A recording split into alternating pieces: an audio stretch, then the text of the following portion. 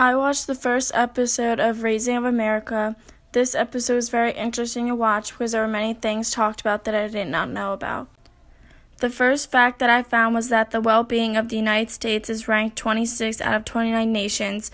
I think that this number is very sad because it is so low. The well-being of children is something that is so important. Children have so much to learn about the world to grow up and be successful or learn how to do everyday things. So the well-being of children needs to be higher. They need to care at every point of their childhood. The next fact that I found was that in 1970, the U.S. ranked first in high school and college graduation rates, but today we fall into 13th in high school graduation rates and 19th in college graduation rates.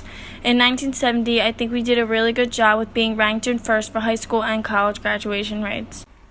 But yes, those numbers should probably be ranked higher for high school because I think that everyone should graduate high school because it is so important if you ever want to go to college or just even have the degree for maybe even a future job or other things.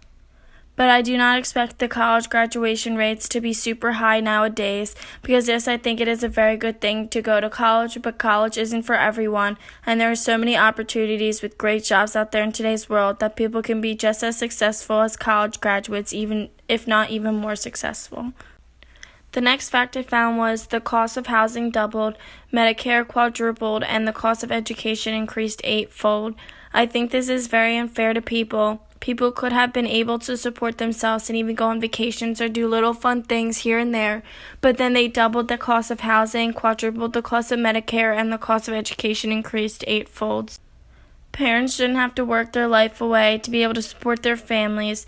They deserve to relax and do fun things every once in a while, but when something like this happens, they can't because they have more important things they have to get done in order to live, which I think is very unfair.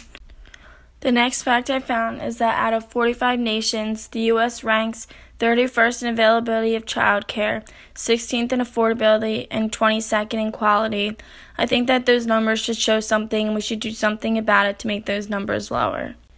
The next fact is that the Ellis Memorial Early Education Center, which is one of Boston's best and most affordable, the demand for a spot there is high, and one of America's largest employers does receive federal funding to provide high-quality, affordable childcare to its employees' families.